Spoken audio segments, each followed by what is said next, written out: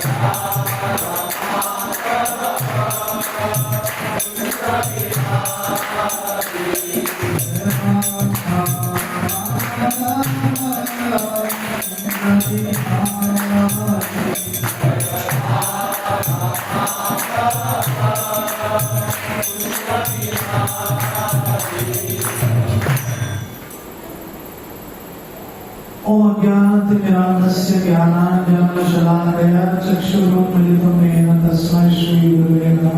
नमो विष्णुपादाय कृष्णपृष्ठाय भूतले श्रीमते भक्तिवेदान्त स्वामिनिधि नामिने।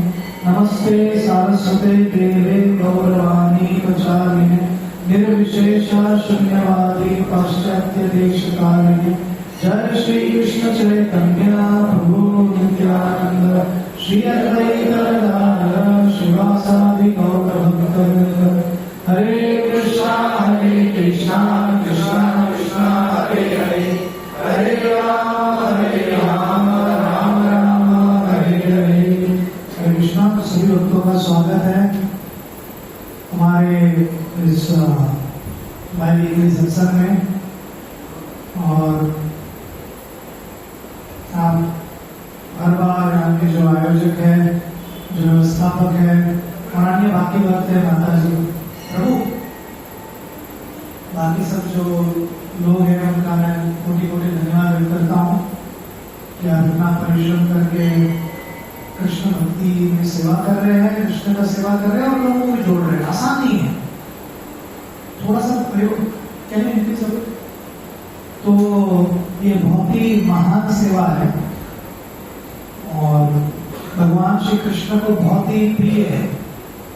कृष्ण गीता में कहते हैं कि जो व्यक्ति उनके नाम रूप गुण लीला के बारे में प्रचार करते हैं ऑटोमेटिकली बहुत प्रिय हो जाते हैं भगवान के प्रति। तो ये कार्य आप ऐसे करते रहिए, जन्म सार्थक करते करते साइमल्टेनियसली जितना हो सकता है आपकी यथाशक्ता शक्ति साधन परोपकार करते रहिए। एक्चुअली हमें भी बहुत एंथुसिज्म आता है, बहुत उत्साह निर्माण होता है जब हम देखते हैं कि नए लोग जुड़ रहे हैं। जैसे कुछ समय तक आपको लगता है कि बस हमें ही जोड़ दिया इस्कॉन वाले ने, बाकी सब होशियार करके हम ही फंस गए। तो ऐसा फीलिंग आया नहीं है आपको, इसलिए नए नए लोग को टीचिंग करते रहो। क्योंकि रोज आप परिश्रम कर रहे हो सोलह माला करने का, तो बहुत बार आपको ऐसा फीलिंग आता है कि इसको भी इससे जाना चाहिए। फिर उसको मालूम पड़ेगा कि मैं दिन भर करता क्या हूँ। खास करके जब मालाएं रात्रि तक खत्म नहीं होती है तो 12 बजे हमको मन में आता भी है, कौन लेके आया मुझको, क्यों लेके आया, ऐसा क्या हो गया था मेरे जीवन में कि मैं हरे कृष्णा में जुड़ गया। ये शंकाएं आने लगती है। और अगर हमको पास्ट में जाके अगर कोर्स करेक्शन कर पाए हम रेट्रोस्पेक्ट करके, तो शायद हम उसको चेंज भी कर दें, पर हमारे इसमें नहीं है। यदि हम आज हरे कृष्णा से नहीं जुड़े होते तो आज हमारे हाथों में जो डंडा होता, छोटे छोटे, और हमारा कलर का वस्त्र पहन के नृत्य करते होते और प्रयत्न करते कि सबके चित्त को आकर्षित करें। सो यत्र सर्ग विसर्गश्च स्थानं पोषणमुदया मनवंतरो ईशानं तथा निरोधमुक्तिराश्रय। तो भागवतम का आश्रय लेना बहुत आवश्यक है। भागवतम को मित्र की तरह कहा गया है, भागवतम को सखा की तरह कहा गया है, भागवतम मास्टर है। सो ये आवश्यक है कि हम भागवतम को स्तर देखें। हमारा एकमेव मित्र, एकमेव आश्रय, एकमेव शेल्टर है श्रीमद् भागवतम। क्या है? गौरांग प्रभु को महाविष्णु महाराज सीनियर, 2 महाविष्णु महाराज है, इसलिए हम साथ सीनियर जूनियर कहते हैं।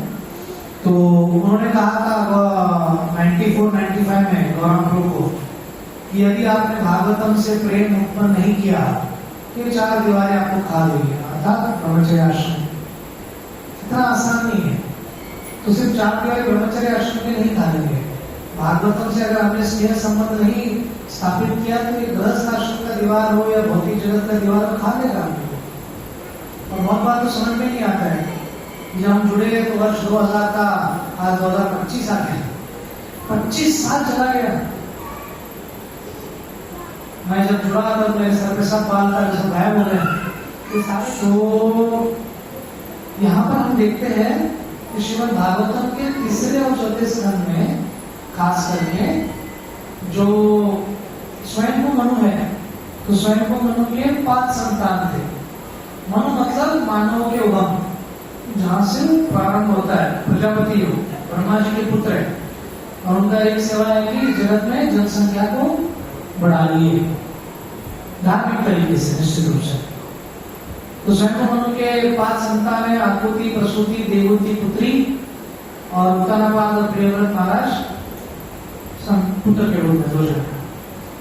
सो 3 स्कंद में देवहूति के वंशज के बारे में वर्णन था। देवहूति के वंशजों के बारे में कि देवहूति के कौन है। खास करके उस पूरे स्कंद में प्रसंग आता है मैत्रेय और विदुर का संवाद।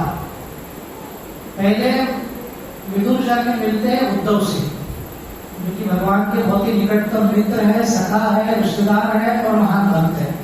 उद्धव और कृष्ण को अगर आप फोटो के लिए बुलाओगे, फोटो सेशन के लिए, तो आप समझ नहीं पाओगे कौन कृष्ण है कौन उद्धव है। मोर के पंख, श्रीवत्स और कौस्तुभ मणि से ही हम डिफरेंशिएट कर पाते हैं कि कौन कृष्ण है और कौन उद्धव है। इसलिए कृष्ण जब वृंदावन में किसी को भेजना था तो उद्धव को भेजते हैं और गोपियों को लगता है कि कृष्ण है। इतना सिमिलर उनका फेशियल लुक है और बहुत महान भक्त है। तो भगवान श्री कृष्ण की लीला संपन्न होने का करके पहली बार मिलने का प्रयत्न करते हैं उनसे, और उसके तत्पश्चात उद्धव जी को विदुर जी मिलते हैं उद्धव से। तो विदुर जी फिर मिलने जाते हैं मैत्रेय ऋषि। तो 3रा स्कंद मैत्रेय ऋषि और विदुर का संवाद है, 4था स्कंद भी वही है। तो पहला संवाद है श्रीमद् भागवतम का सुख गोस्वामी और शौनकादि ऋषि कहाँ हो रहे, नैमिषारण्य, ठीक है। फिर उस संवाद को और डीप में बताने के लिए सुखदेव गोस्वामी और परीक्षित महाराज का संवाद बताते हैं, जो कि एक्चुअल ओरिजिनल भागवतम है, जो 2रे स्कंद से चालू होता है। पर 3रे स्कंद में और एक डायलॉग आता है, वो है विदुर और मैत्रेय ऋषि का संवाद। तो जिसमें कृष्ण लीला के बारे में थोड़ा वर्णन है और सारे ऐसे करते हुए फिर देवहूति का विवाह किस प्रकार से कर्दम मुनि से हुआ। ये कर्दम मुनि बहुत ही महान तपस्वी थे। जो देवहूति और कर्दम मुनि है, इनका विवाह कराते हैं हमारे स्वयं मनु। ब्रह्मा जी से वो प्रार्थना करते हैं और ब्रह्मा जी जब उनको प्रकट होते हैं तो ब्रह्मा जी को दिल खोल के सारी इच्छाएं पूर्ण करते हैं, पर एक और इच्छा बताते हैं कि हमें विवाह करने की भी इच्छा है। तो इसमें आपकी इच्छा कुछ रहती है ना, भगवान के सामने प्रकट करने में कोई गलत नहीं है, हमें प्रकट करना चाहिए। सारी भौतिक इच्छाएं नहीं, but marriage is once in a life time, generally once in a life time होना चाहिए नॉर्मली। तो इसलिए वो निर्णय बहुत बड़ी निर्णय है। तो उस वक्त हमको बहुत ध्यानपूर्वक विवेक बुद्धि से और भगवान का सब कुछ प्रार्थना वगैरह करके, एक तो विवाह करते हुए प्रार्थना करते रहना चाहिए और विवाह होने के बाद प्रतिदिन प्रार्थना करना पड़ता है। वो तो आप सिद्ध पुरुष हो, इसमें मैं क्या आपको ज्ञान दूंगा, आप में से ज्यादा जानते हो। तो इसलिए आप प्रार्थनाएं करते रहोगे तो आपका व्यवहारिक जीवन भी अच्छे से चलता रहेगा, भक्ति भी अच्छे से चलता रहेगा। सो कर्दम मुनि को जब चुनाव करना था as a sun in law, स्वयं मनु तीनों लोगों के स्वामी है, इज द पावरफुल किंग। और देवों से शादी करने के लिए सारे देवताओं ने लाइन लगाया था फॉर्म भर के, फिर भी कर्दम मुनि को क्यों लिया? कर्दम मुनि उनको लगा कि ये व्यक्ति है जो मुझे और मेरी बेटी को इस भौतिक जगत से मुक्त कर सकता है। तो पहले के जो पिताजी लोग का मेन अंडरस्टैंडिंग था कि बेटी ऐसे घर में दो जो महान भक्त के घर में हो, ठीक है। भौतिक चीजों को कंसिडर नहीं किया, भौतिक चीजों को कंसिडर करते तो झोपड़ी में भी नहीं थे ठीक से। तो कर्दम मुनि को जो पता चलता है कि देवहूति या किसी भी स्त्री की इच्छा रहती है कि उनको संतान हो, तो वो सात्विक व्यक्ति थे, राजसिक गुण आना चाहिए, क्योंकि राजसिक गुण जब तक नहीं आता कोई वो कार्य नहीं हो पाएगा। संतान उत्पत्ति के लिए थोड़ा पैशन रखते हैं, क्योंकि बहुत सात्विक थे तो एक ऐसा महल तैयार करते हैं जो कि बहुत माया भी है और कामों की इच्छा थोड़ा भी क्यों ना हो जागृत हो।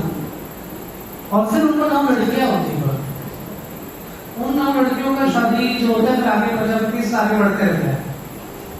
पर एक उनको पुत्र भी चाहिए था जिसके लिए श्रीमती देवहूति चाहती थी कि वो ज्ञान अर्जित करे।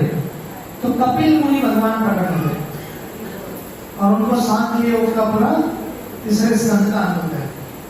चौथे स्कंद में अगर आप देखा जाए या चारों स्कंद को अगर आप या चौथे स्कंद को अगर आप बीच में पढ़ना चाहो तो 4 विभागों में आप बांट सकते हो। पहला तो है मनु की पुत्रियां और दक्ष का यज्ञ, दक्ष का यज्ञ और मनु की पुत्रियों का ये पहला पार्ट है।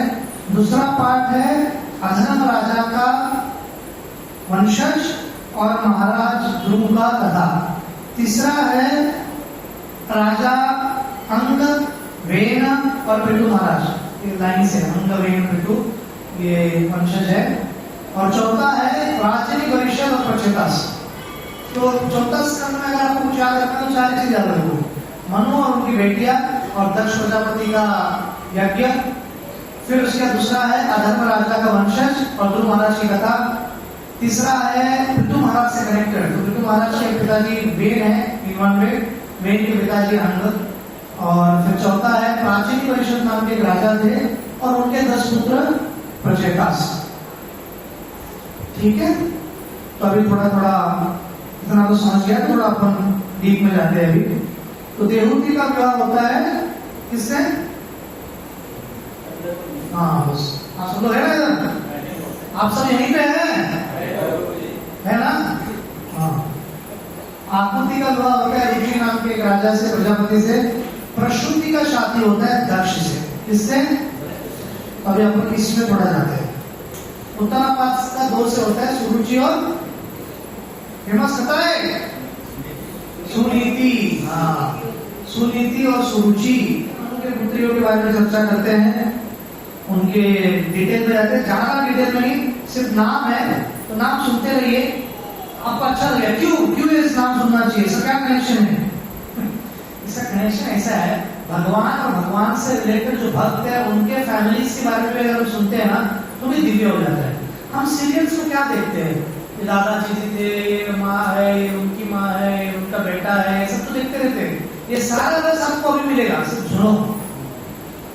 सो 9 लड़कियां हैं, क्योंकि नहीं 9 है देवहूति की, 9 लड़की और एक लड़का कपिल मुनि।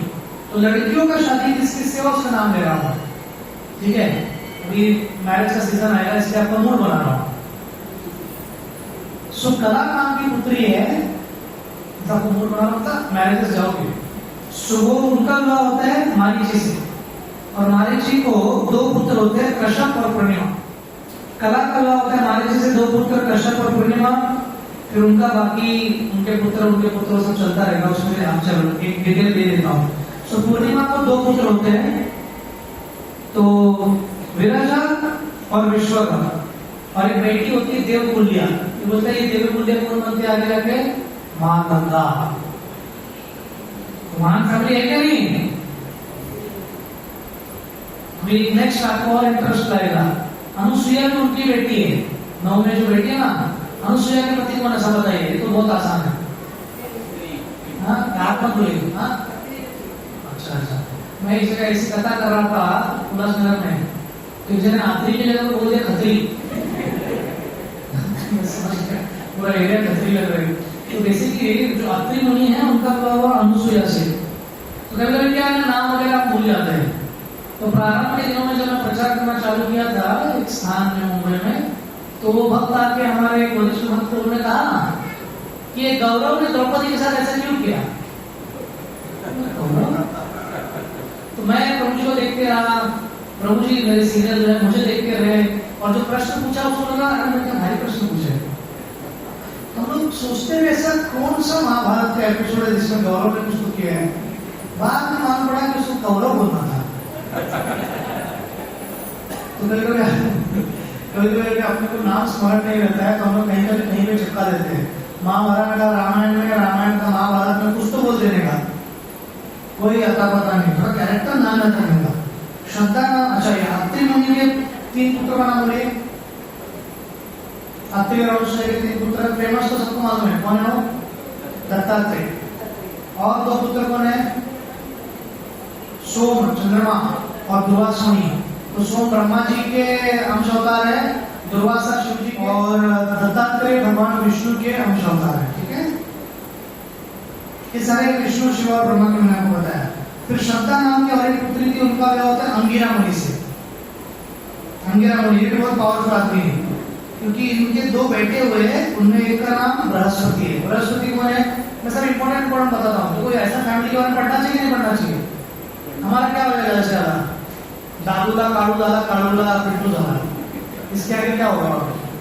तो इससे ये सब सुनेंगे हम, तो हमारा जीवन परफेक्ट होगा। तो बृहस्पति कौन है? इंद्र ने सारे देवताओं की गुरु, सारे देवताओं के गुरु है, और गुरु ने वो बहुत पावरफुल ब्राह्मण है। और आपको ऐसी थोड़ा जगा के रखने के लिए क्विज, तो बृहस्पति चैतन्य महाप्रभु की लीला में कौन है? और ऐसे रोमांच बढ़ाने के लिए सर्व भट्टाचार्य कौन है? जो भी कृष्ण लीला में ना, महाप्रभु की लीला में भी है। अभी उसके बाद आते हैं हरिभू करके एक कन्या थी, उनका विवाह होता है पुलत्स्य ऋषि से। पुलत्स्य बहुत भारी शामिल है। पुलत्स्य ऋषि दादाजी है, महान व्यक्ति रावण का। किसका? तो पुलत्स्य को 2 बेटे थे, एक था अगस्त्य, अगले जन्म में धाराग्नि बनते हो। तो सब साधु लोग का अग्नि सब जुड़ा रहता है, इसलिए उनका हमेशा गुस्सा अच्छा। एक और ऋषि उसका नाम है परशुराम का पिताजी जमल अग्नि, तो अंदर उनका पूरा एलपीजी गैस ही था। थोड़ा भी छेड़खानी किया तो सीधा श्राप ही है, बहुत डेंजर थे। उनकी माता जी एक क्षण के लिए इंद्र के बारे में सोचे, वाइफ ने गला ही गायब कर दिया, वापस जीवित भी किया, और वो लेवल का प्योरिटी था उनका।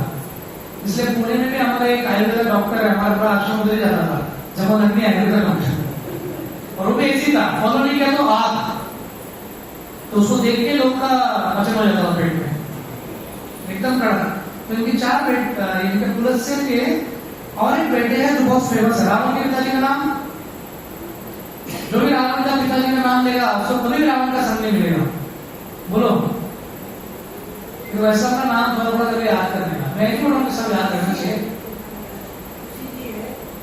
ऋषि जी है तो विश्व, क्या नाम है? विश्रवा। तो विश्रवा का 2 शादी होते हैं। इला करके एक स्त्री थी, पहली पत्नी, उनसे होते कुएं। और दूसरी केशरी जो राक्षसों के दानवों के कुल की थी और वो किसी प्रकार आकर्षित करके उनसे संतान प्राप्त करती है, उनमें से है भाई रावण, कुंभकर्ण और विभीषण। पहले तो भाई तो एकदम डेंजर थे पर विभीषण धार्मिक था, तो इसलिए भक्ति कर सकते हैं। ये ऐसे लोग के बीच में विभीषण ने भक्ति किया, तो आप बोलो मत कि मेरे घर में वातावरण नहीं, ऑफिस में वातावरण नहीं, आपको करना है तो कर सकते हो।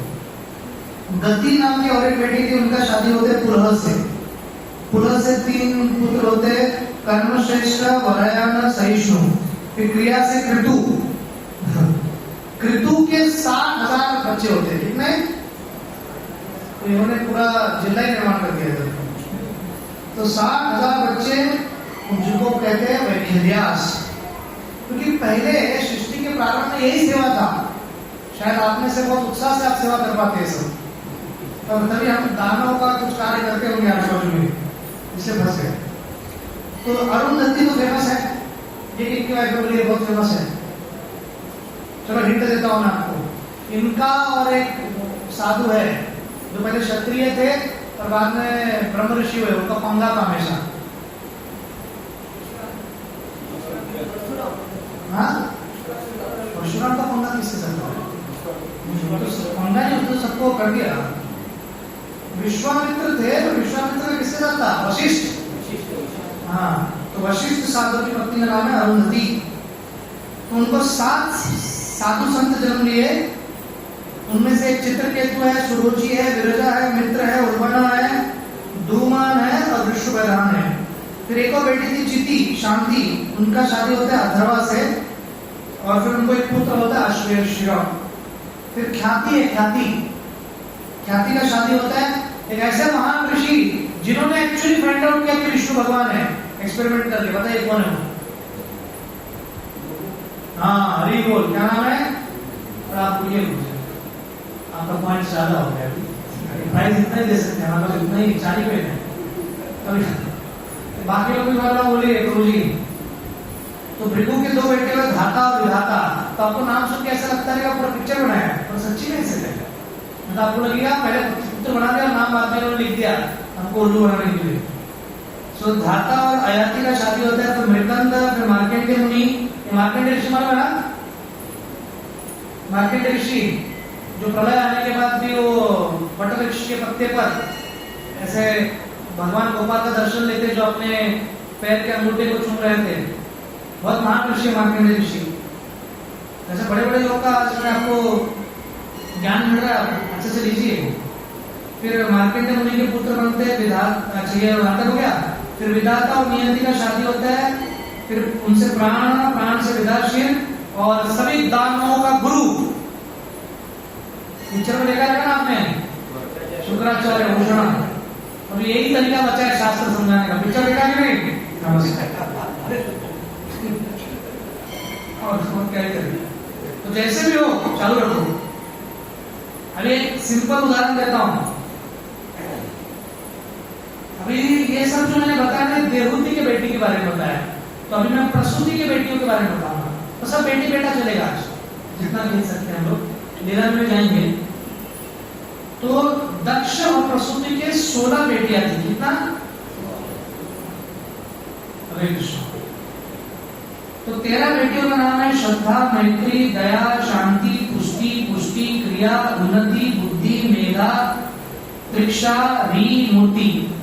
और इसका शादी होता है धर्म नाम के एक साधु से, जिनको 13 लड़के होते हैं। शुभ, प्रसद, अभय, शुभ, मूढ़, स्मय, योग, दर्प, अर्थ, स्मृति, क्षेम, प्रशय, श्री नरनारायण ऋषि की। तो श्री नरनारायण ना कृष्ण और अर्जुन के अंश अवतार है। नरनारायण ऋषि के अवतार कृष्ण और अर्जुन नहीं है। कृष्ण जब भी चलते हैं तो उनके अंदर सारे अवतार रहते हैं, राम, नरसिम्हा, सब लोग, बिकॉज कृष्ण पूर्ण है। अभी स्वाहा नाम की 14वीं बेटी है इनकी। स्वाहा का किससे लगाओ, जो उसका अच्छे से तक लगाएगा उसको एक्स्ट्रा स्वीट। स्वाहा कहाँ सुनते आप? स्वाहा कहाँ सुनते आप? तो किससे शादी हो रहेगा उसका? अग्निदेव। हरि बोल। है कि नहीं आसान? ज्यादा टेंशन लेने का नहीं, सब सबका बराबर मिला हुआ है। तो 3 बेटे हैं पावक। तो आपने कहां पे सुना है पावक शब्द? पाव नहीं, बड़ा कौन है? पावक, पाव खा नहीं, पावक। हाँ। तो पावक कहां सुना है आपने? न तद्भाषते सूर्यो न शशांको न पावक यद्गत्वा निवर्तन्ते तद्धं परमं मम। पावक बेसिकली मींस फायर। प्रॉपर उसको ट्रांसलेट करते हैं इलेक्ट्रिसिटी। चिंगारियां जो रहती है ना, जिससे लाइट आता है, उसको पावक कहते हैं। तो उनके बेटे, तो चलो ठीक है, यहां हो गया। तो ये पावक, पावमाना और शुचि। शुचि मतलब सब करते हैं ना शुद्धिकरण। ये तीनों चीजें ना अग्नि में जो हम यज्ञ करते हैं उससे जीवित है वो लोग। मतलब आप अग्नि नहीं करोगे, यज्ञ नहीं करोगे तो बेचारे को प्रसाद नहीं मिलता है, इसलिए बहुत यज्ञ करते हो। तो इनसे ना, इन सबसे और 45 अलग प्रकार के छोटे अग्नि देवता जन्म लिए। तो टोटल 49 अग्नि देवता है ये एक करके। फिर स्वधा करके लड़की थी, उनका शादी होता है पितास से। ये कैटेगरी लोग हैं। और जिसमें आपने कोई इंटरेस्ट है और जिसके ऊपर आप थोड़ा एलॉबरेट करेंगे कथा को, वो है सती। 16th बेटी, 13 वो, 14, 15 ये हो गए स्वधा और स्वाहा। और बाकी 13 का तो एक साथ एक ही आदमी के साथ शादी करते हो। तो पहले लोग ज्यादा टेंशन नहीं लेते थे, इतना बोल से मंडा कार्यक्रम। हरी बोल। ये इसका भी ऐसे कश्यप मुनि का, उनका भी सभी बेटी बहनों के साथ ही शादी होता है। फेमस है दीति और आदिति। दीति से दैत्य लोग आते हैं और आदित्य से देवता लोग। कश्यप मुनि। सती का विवाह भी होगा। तो सती के विवाह के लिए जब दक्ष देख रहे थे, बहुत सारे देवता लोग को क्या बोलते हैं उसको शॉर्टलिस्ट कर रहे थे, किसे करना चाहिए, किसे करना चाहिए। तो Brahma ji out of the box आके कहते हैं शिव जी से कहा। पहले तो दक्ष पूरा हिल जाता है, बोला कौन शिव? अब वही कैलाशवासी। तो कैलाश का 3 स्तर पे है। एक ओरिजिनल जो आध्यात्मिक जगत के बराबर है उसको बोलते हैं महेश धाम। फिर उसके बाद स्वर्ग के स्तर पे कैलाश है, और तीसरा है धरती पे और एक कैलाश है जो कि तिब्बत में, जो है ना तिब्बत में, चाइना में भी। तो 3 स्तर में रहते हैं, धरती, स्वर्ग और आध्यात्मिक जगत। वैकुंठ से पहला महेश धाम। ओके। तो दक्ष क्या सोचते हैं? दक्ष का प्रश्न क्या है? सुंदर है। अभी कथा में रुचि कैसे लाने का इसलिए प्रयत्न कर रहा हूँ, और ध्यान दो। तो स्वयं मानो मैत्रेय, इनका संवाद आगे बढ़ते हुए दक्षिणा की दिशा में जाता है। तो प्रश्न क्या करते बताया हमें, ये बहुत सुंदर प्रश्न है। देखो क्या लिखता है क्या, प्रजापति दक्ष ना दुहित वत्सल है, बहुत ही प्रेम करने वाले पिताजी है। और भगवान शिव का गुण दिया है, करके सुनो। शीलत्वम श्रेष्ठ, एकदम जेंटल है, सॉफ्ट है। चरा अचर गुरु, चरा मतलब मूवमेंट करने वाला, अचर मतलब पेड़ जैसे एक जगह पे, पहाड़ पेड़। निर्वैर, निर्वैर मतलब कौन बोलेगा? द्वेष नहीं, निर्वैर, दुश्मन नहीं, द्वेष नहीं, अजात शत्रु जैसे। शांत विग्रह, हमेशा शांत रहते। आत्माराम, आत्माराम मतलब खाया अभ्यास हो गया, अपने में हमसे ज्यादा बाहर से कोई इंद्रिय वस्तु की आवश्यकता नहीं होती, इंद्रिय भोगी। जगतो दैवतम महत्, सभी देवताओं के देवता है, इसलिए हम क्या कहते हैं? हर हर। तो वो प्रश्न क्या करते हैं 3रे श्लोक में कि अरे अभी देखो, आप जैसा कथा सुन रहे हैं ऐसे नहीं सुनते भक्त लोग। मैं जैसे बोल रहा हूँ वैसे भी नहीं, बहुत अच्छे से बोलते हैं। सो मैत्रेय ऋषि को विदुर पूछते हैं, अरे इतना अच्छा आदमी दक्ष और इतना अच्छा व्यक्ति शिव, ये दामाद और ससुर, इनके बीच पंगा कैसे हुआ? है ना, ऐसा तो प्रश्न आता है। इसका मतलब ये नहीं कि विदुर ने कभी सुना ही नहीं ये सब चीजें। हम और आप यहाँ पे कलयुग में रहकर 10 बार सुन चुके हैं, और मैत्रेय ऋषि को मिलने से पहले सुना लेता, पर कथा सुनने को नहीं रहता है। मला माहिती आहे, मला 10 वर्ष झाले इस्कॉन मध्ये, सगळे येतं मला, हा काय सांगणार मला? ये भक्ति का लक्षण नहीं है। हम इंक्लूसिव रहना चाहिए, हमारे में जिज्ञासा होनी चाहिए। और कथा मतलब प्रेजेंट कंटिन्यूअस, अभी वर्तमान में चलता रहता है। तो पहले तो मैं आपको शादी कैसे हुआ बड़ा बताता हूँ, क्योंकि शादी कैसे हुआ ये सबका अपना अपना स्टोरी रहता है। हर आदमी को गर्व होता है कि मेरा और इसका शादी कैसे हो, थोड़ा बताते हो, लीला बताते हो ऐसे।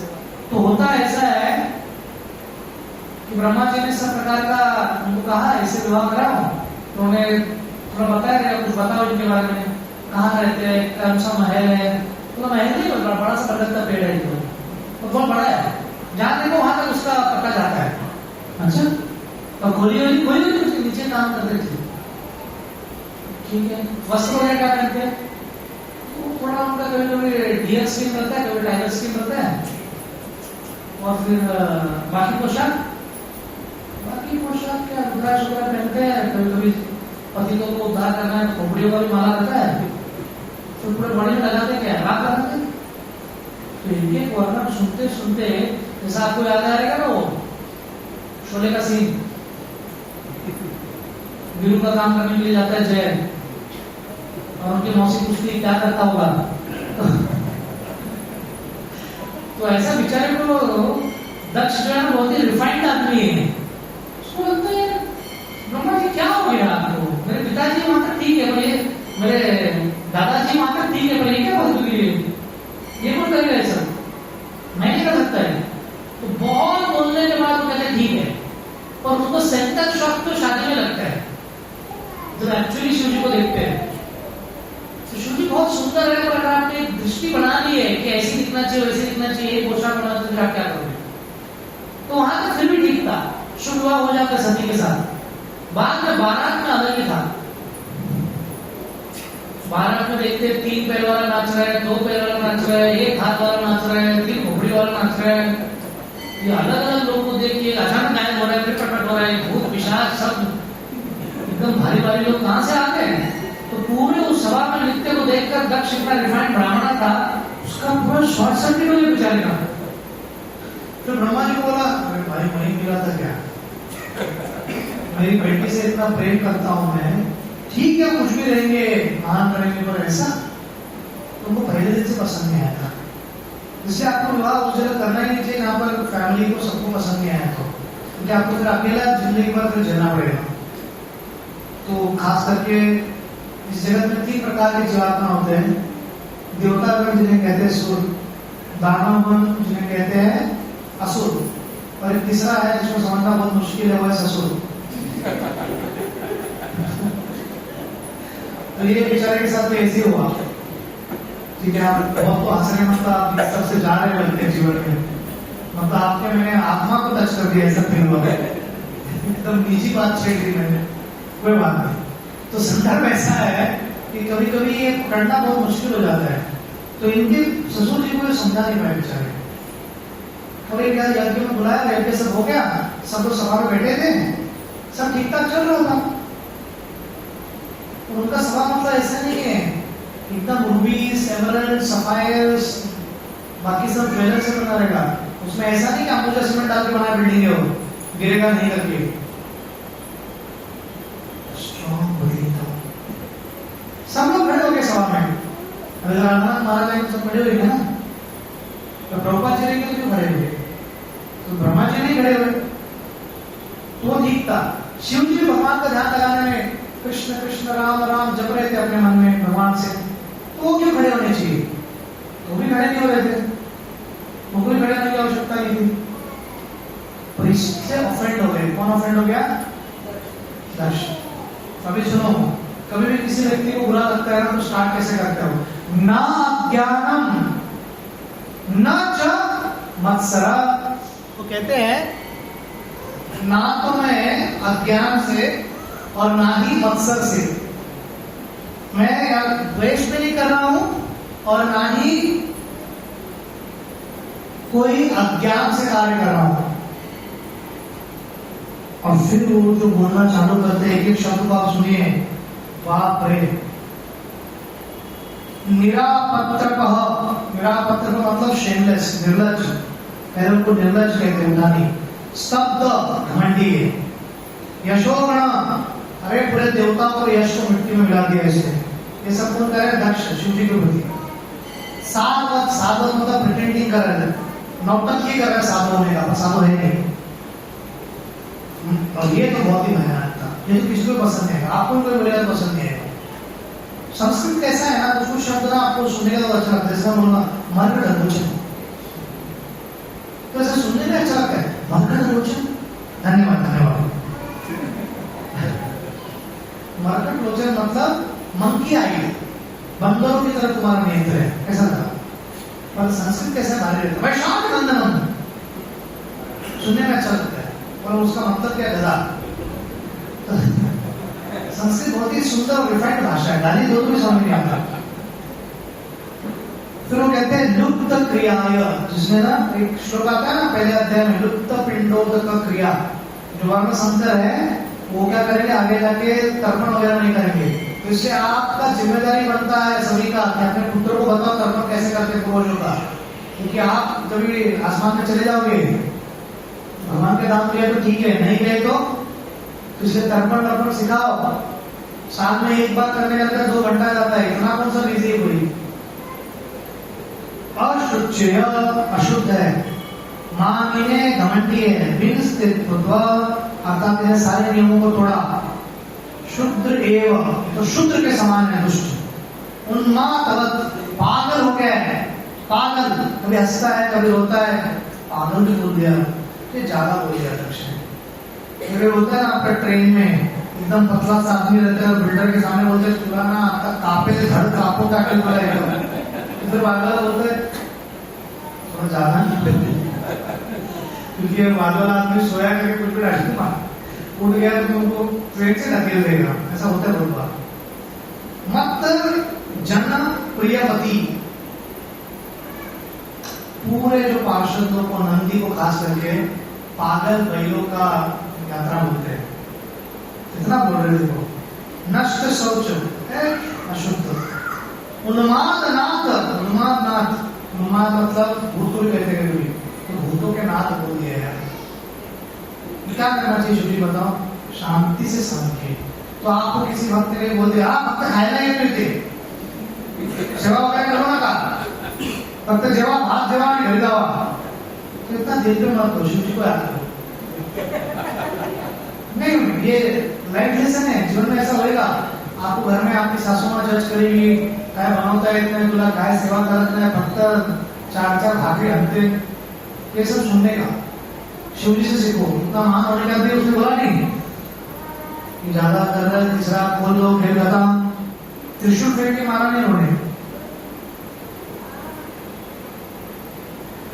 तो हुआ ऐसे कि उन्होंने इतना श्राप दिया, तो नंदी ने भी बहुत श्राप दिया। नंदी ने कहा तुम लोग सब ब्राह्मण वामन है, इसमें लड़के कर रहे हो, सब नौटंकी लोग हो, भौतिकवादी हो, इतने महान भक्त हो, समझ पाए, मैं श्राप देता हूं दक्षा, तेरा सिर बकरे का होगा। उनको अच्छा नहीं लगा, दक्ष आपको अच्छा लगा। तो दक्ष की बहुत ज्यादा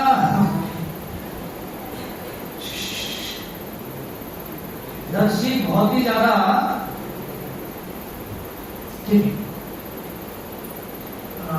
ये हो गए, डिस्टर्ब हो गए। और फिर भृगु मुनि ने काउंटर कर्स किया। भृगु ने कहा तुम लोग सब लोग शैविक लोग नास्तिक बनोगे, पार्षदी बनोगे, भविष्य में जाके तुम मायावाद का प्रचार करोगे, तुम लोग का पूजा विधि में दारू भी रहेगा, मटन भी अर्पण करेंगे, ऐसा होता है सिर्फ महाकालेश्वर को, ये जगह होता है। ये सारी चीजें ना क्रॉस चेक कर सकते हो। तो भृगु मुनि ने थोड़ा ज्यादा बोल दिया। तो शिव जी ये सब दोनों का सुन रहे हैं, पहला दक्ष का गाली सुना, फिर नंदेश्वर काउंटर सुना, और फिर इन्होंने इनको बोला वो भी सुना, सब सहन किया शिव जी ने। इतना सहनशील नहीं, तो आपको थोड़ा सा बोलने पे इतना क्यों प्रॉब्लम है? अगर किसी ने कभी लोग बहुत सालों से मंदिर में रहते हैं तो सिक्योरिटी रोकते पुढे जायचे, काउंसलर है, काउंसलर ऊपर बड़े कैसे, अरे काउंसलर वो है, हमको मालूम है यार, सिक्योरिटी तो बदलता रहता है ना, वो बेचारा अपना ड्यूटी कर रहा है, इतना है तो काउंसलर को क्या एकदम क्या 10 रुपया पकड़ी है, इतना क्या सोचने का उसमें रहेगा वो प्रणाली से। तो शिव जी पार्वती को लेसन देते जीवन का, ये सुनो आप, बहुत मस्त है, ये आपको काम आएगा प्रभु जी गृहस्थ आश्रम में। तो सती को शिव जी कह देते हैं, शिव जी सती को कह देते हैं आता जायचं नाहीये, मी पुन्हा नाही जाईन, पुन्हा नाही जाईन, नाही जाईन, यही नहीं, जाएंगे नहीं, पुनः येणारच नाही असेल तर ढाल मार देते शिवजी। तो सती का आर्गुमेंट क्या है शिवजी के प्रति? देखो, मतलब एक माता जी पिताजी के घर जाने के लिए क्या क्या कर सकती है आपको समझ में? आपके वो ससुर है, सभी देवता लोग भी जा रहे हैं, दूसरा यज्ञ था। अब यज्ञ मतलब कैसा है ना, देवता लोग का सोशल गैदरिंग है, सब लोग जा रहे थे और कैलाश के स्वर्ग के ऊपर से सब विमान जा रहा था, सब लोग बोल रहे थे सती एक नहीं तू, सती एक नहीं तू, तुझे बाबान से बार बार सुन के बेचारी वुमेन है, कितना करेगी वो? तो इसलिए वो बोलते हैं कि ससुर जी है, मेरे इतनी सारी बहन है, वो भी सब कह रहे हैं, एक नहीं 15 है ना, तो सब दिख रहे घर में। मैं भी सजाना चाहती हूँ खुद को, मैं भी जाना चाहती हूँ, मैं अपनी माँ को देख पाऊंगी, बहन को देख पाऊंगी, मामा को देख पाऊंगी, रिश्तेदारों को देख पाऊंगी, यज्ञ देख पाऊंगी,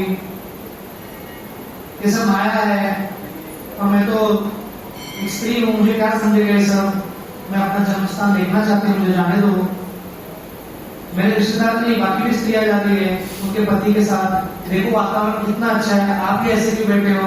यहाँ पे देखो हंस वाला विमान भी जा रहा है, ब्रह्मा जी भी गए, आप क्षिति शांत हो, नीलकंठ आपने जहर पिया है, जहर पी के आपने इधर रोक दिया तो बात मेरे पिताजी का जहर जैसा रहेगा, इसको भी पी लो नीलकंठ जी, ऐसा बोल रहे हो, तो इतना क्यों दिल पे ले रहे हो ऐसा?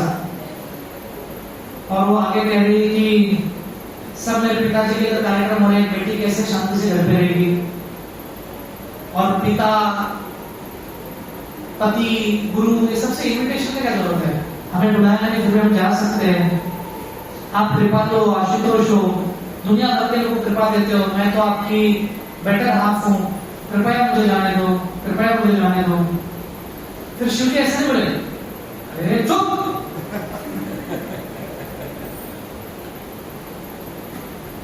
इतना बोलने के बाद भी नहीं समझी। शिव जी ने स्माइल किया ऐसा, और फिर शिव जी देखो क्या कहते हैं,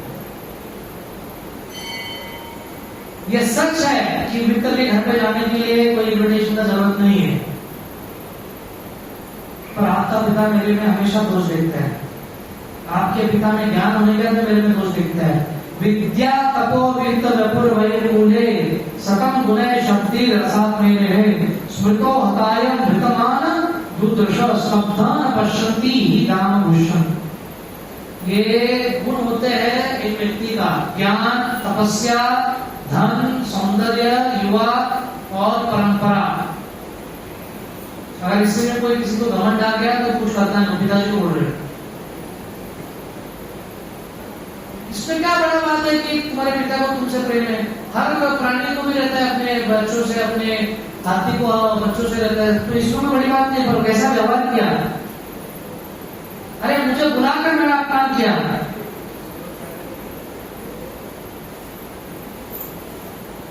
मेरे पिताजी ने अगर कुछ ऐसा कहा होता तो फिर भी ठीक है, कोई समस्या नहीं।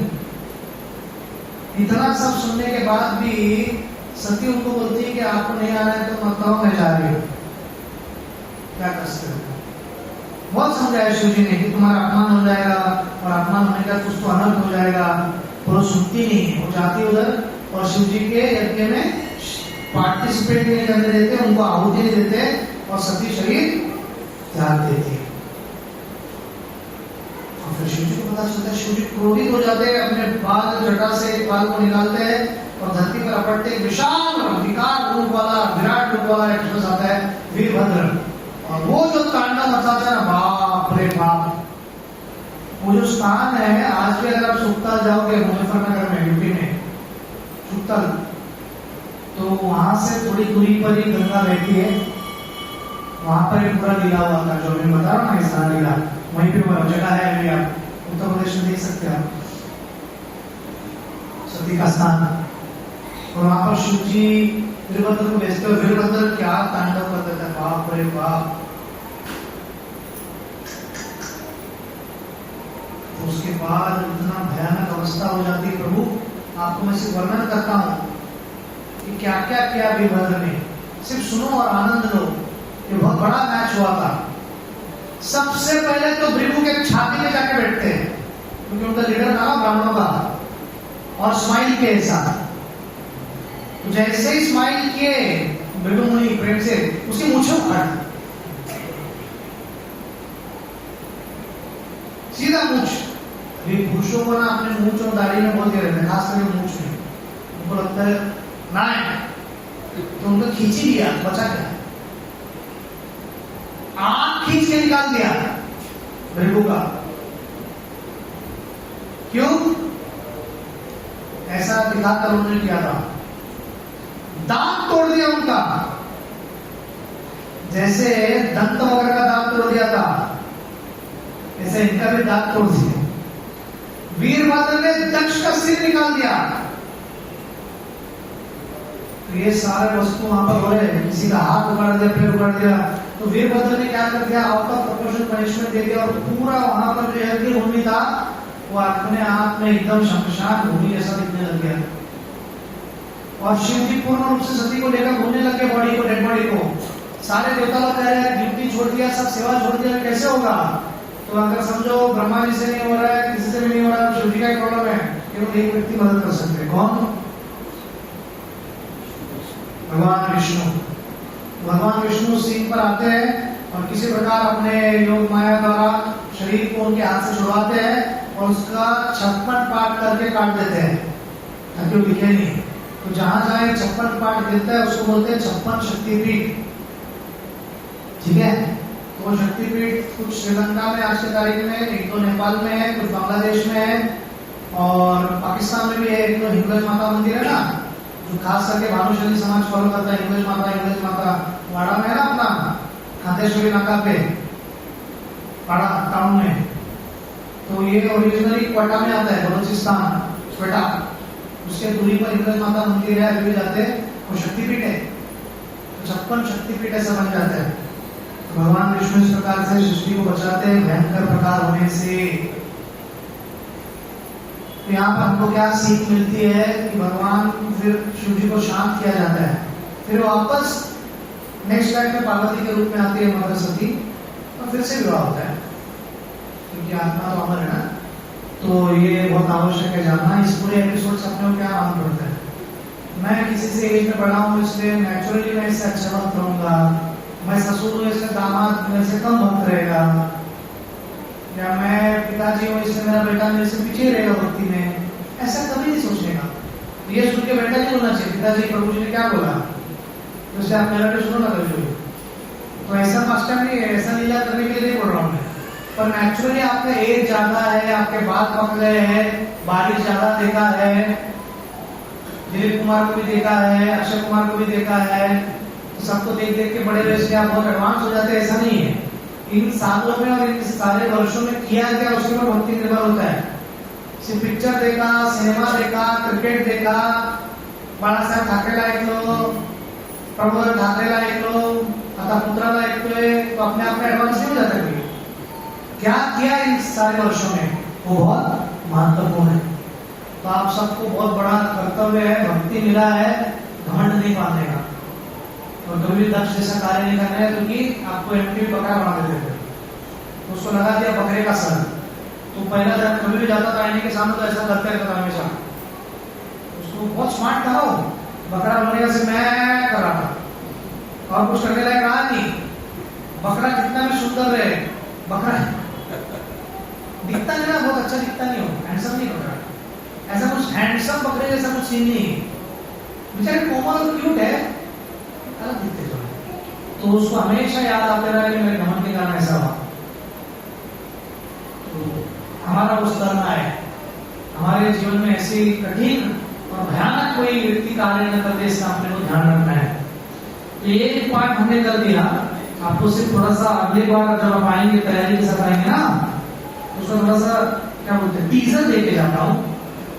तो अभी ध्रुव महाराज और अधर्म के वंशज के बारे में अगली बार चर्चा करेंगे।